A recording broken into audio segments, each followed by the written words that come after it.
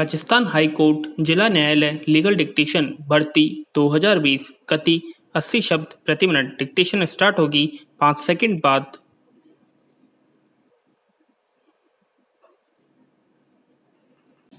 Start. वर्तमान मामले में विद्वान मजिस्ट्रेट ने आवेदन की तारीख से 400 रुपये प्रति मास के भरण पोषण मंजूर किया था।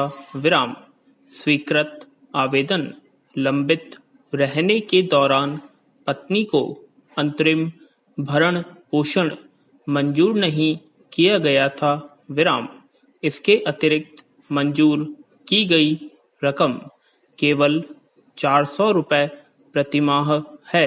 विराम। स्पष्टतः उन परिस्थितियों पर विचार करते हुए विद्वान मजिस्ट्रेट ने अपने विवेकाधिकार से आवेदन की तारीख से भरण पोषण मंजूर किया। न्यायालय का यह निष्कर्ष है कि इस बात पर विचार करते हुए कि मजिस्ट्रेट द्वारा मंजूर की गई भरण पोषण की रकम बहुत कम है, विद्वान मजिस्ट्रेट द्वारा पारित किए गए इन आदेशों में कोई भी अवैधता या अनियमितता नहीं है। इस प्रकार यह मुद्दा 2004 के दांडिक पुनरीक्षण आवेदन संख्या 479 में पुनरीक्षण आवेदक के विरुद्ध तय किया जाता है। विराम। प्रस्तुत मामले में सिविल न्यायालय ने व्यादेश आवेदन पत्र का निस्तारण कर दिया। तदुपरांत जब दंड प्रक्रिया संहिता की धारा 145 के अंतर्गत कार्यवाही आरंभ की गई, तब उसके विरुद्ध दंड प्रक्रिया संहिता की धारा 482 के अधीन याचिका दायर की गई, जिसमें यह अभिनिर्धारित किया गया कि वरिष्ठ न्यायालय के आदेश का निर्वाचन करना उस न्यायालय का व्यवसाय होता है और यह उच्च न्यायालय हेतु निर्धारित भी कोर्स का मार्गदर्शन के समक्ष आवेदन पत्र प्रस्तुत करता है, तब इसको न्यायालय द्वारा स्वमेव के स्वविवेकाधिकार के अनुसार निर्णीत किया जाना होता है। विराम।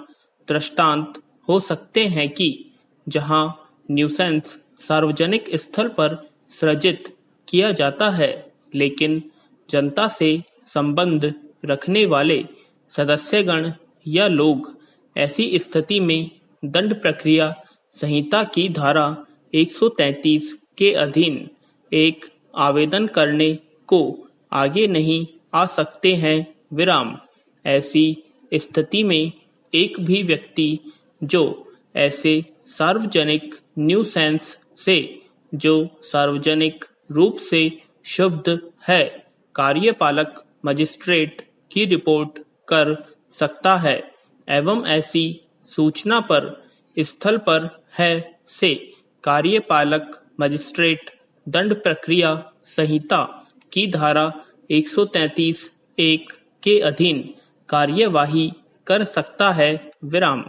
निरुद्ध किए गए व्यक्ति के विरुद्ध कार्यवाही प्रारंभ की गई, लेकिन उसके लिए उन्हें कारण दर्शाओ की सूचना नहीं दी गई थी।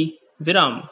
ऐसी दशा में जब इस प्रकार की कार्यवाही के विरुद्ध इसको अभिखंडित करने के लिए पुनरीक्षण याचिका दायर की गई, तब उच्चतम न्यायालय के निष्कर्ष को दृष्टिगत रखते हुए इस निष्कर्ष पर पहुंचा गया कि निरुद्ध किए गए व्यक्तियों के द्वारा अंतरिम बंधपत्र का निष्पादन करना अवैधानिक है और इसलिए प्रश्नगत निर्णय को अभिखंडित कर दिया गया है।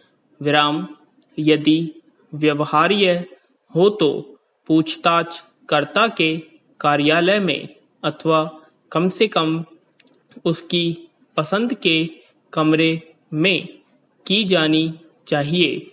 विराम जिस व्यक्ति से पूछताछ की जा रही है उसे हर एक मनोवैज्ञानिक सुविधा से वंचित रखा जाना चाहिए। विराम अपने अधिकारों के बारे में यह पूर्णतया जागरूक होता है और अपने घर की चारदीवारी के भीतर अपने अविवेकपूर्ण कार्यों अथवा आपराधिक आचरण के बारे में बताने के लिए अनिच्छुक होगा। विराम